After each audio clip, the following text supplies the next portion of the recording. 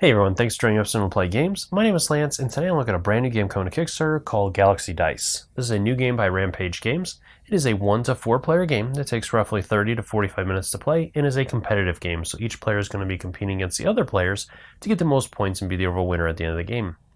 In the game itself, aliens have come out of the Nexus and pretty much destroyed the Empire, and you are going to take on one of the roles of an elite pilot that can fly an experimental new aircraft that can fight these aliens. And so throughout the game, you're going to be tackling the different alien stages and defeating the bosses of those stages, and then in hopes of having the most points at the end of the game and be the overall winner and best pilot out there. So some highlights for me. First off, I really enjoyed the art with this one. It definitely took me back to my days in the arcade playing some of those old space shooters. I also really enjoy dice checkers, so this one was already of interest to me, and I really enjoyed the fact that they've included a bunch of different modes that you can kind of plug and play and choose which ones you want to add some complexity or some different variations to the game, and just to expand some of your experiences after you have the base game down. So if you find this video helpful, if you like what I do, please consider hitting that like button and subscribe to my channel, as it really does make a big difference, helps me to continue to grow and produce these videos. If you want to stay up to date on all my videos, also consider ringing that bell so you get notifications anytime I release new content. So let's head to the table and I'll show you what this one's all about. Before getting into the game, there's a couple of important notes I'd like to cover. So first off, all the materials you see here are prototype materials and are subject to change and look a lot better with the production copy. The second thing is that the designer is still working on some of the modes that are going to be included with this so you can add in to add some variety to the game. So he is making some small tweaks and adjustments. There might be some components added to the game and some that might be taken away. So just keep that in mind as you watch some of the little modes that I'm going to cover after the base game, which currently you're looking at the base game.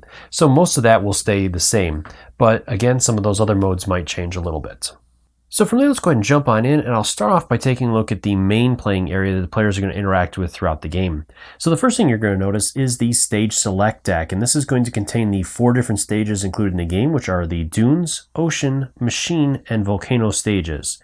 Each of these cards will list the number of victory points that it's worth at the top, the stage that it's from, and the sequence that you have to roll on the dice in order to acquire this location.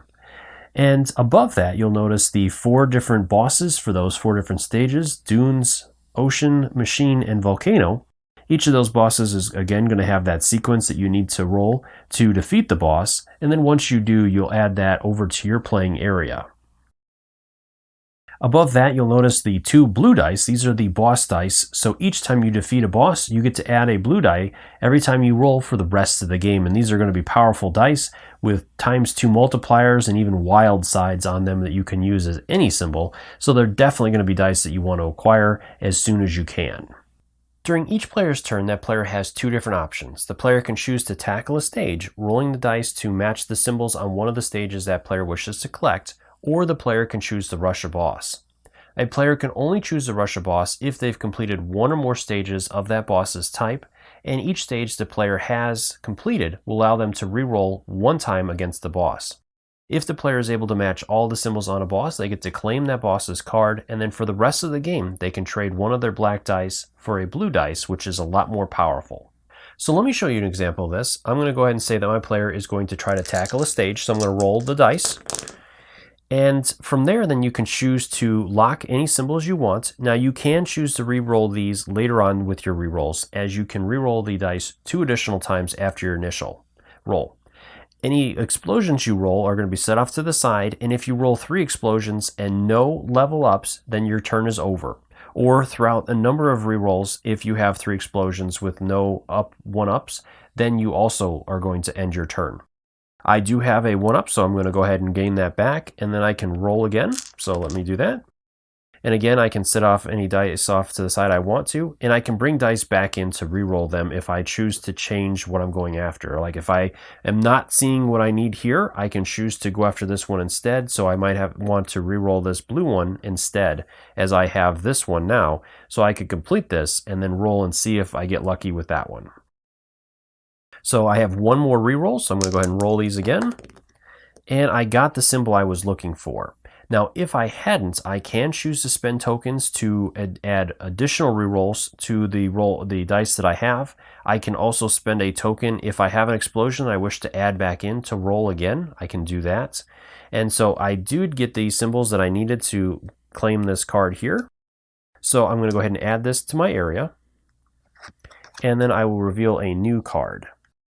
At this point during my next turn, I could choose to go after another stage, or I could choose to try to challenge that ocean boss, but I only have one card, so I'd only get one roll attempt on him.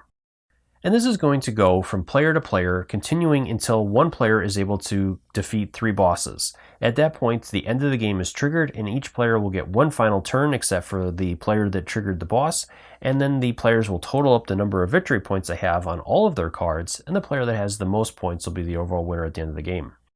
Now, the one other important thing that I want to cover is during a player's turn, if that player ends the turn by having 3 explosions, or they aren't able to claim any of the cards out there, then they will get to claim 2 tokens from the supply, adding them to their area. There's also going to be 7 little mini modes that are added to the game, and you can choose to add these once you have the basic rules of the base game down, and these are going to add some little variety to the game, additional ways to score, additional rules, and some more interesting things to the game. And you can choose to add any number of these that you want to, adding all of them, some of them, or even none of them, just depending upon how you want to play the game.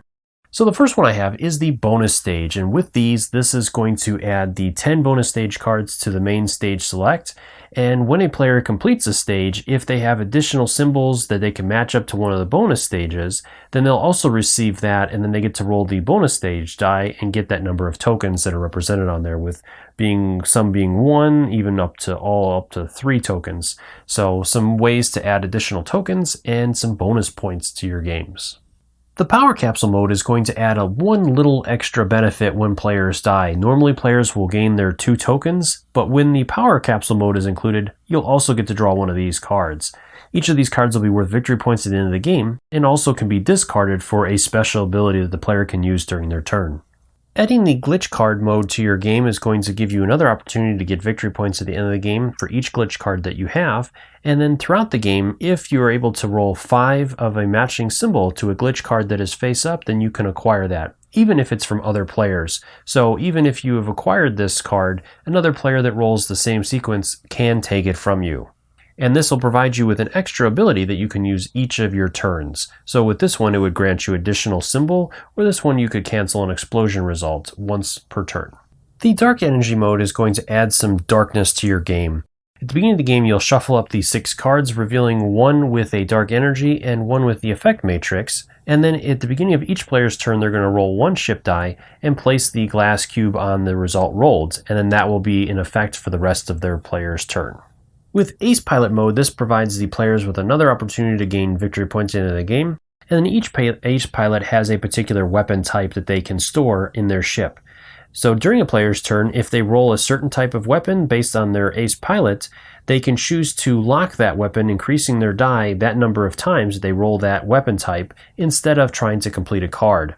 So for example, if this player, if he rolled this result, he could choose to store these 3 symbols instead, and then in later turns, he can reduce the die by 1 value to use one of those symbols and use it on one of the cards that he needs.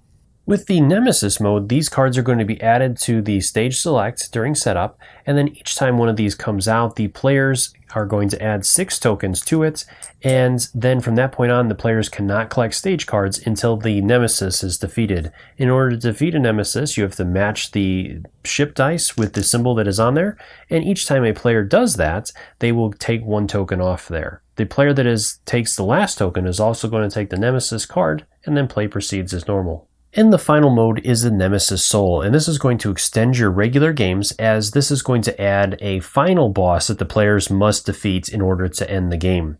In order to go up against the Nemesis Soul, a player must defeat 1 or more bosses and then choose to go after the Nemesis Soul during his turn instead of trying to achieve one of the other objectives.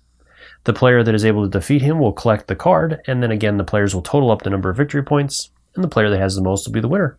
Well, I hope you guys found this video helpful in deciding whether or not you want to back this title. As always, if you have any questions or comments, leave those in the comment section below and I'll do my best to answer them, or swing by the Kickstarter's main page and drop any questions you have there as well. I'm sure the creators would love to hear from you and are more than happy to answer any questions you have.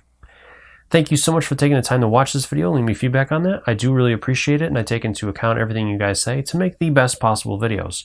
And if you found this video helpful, if you like what I do, please consider hitting that like button, subscribing to my channel, as it really does make a big difference. It helps me to continue to grow and produce these videos.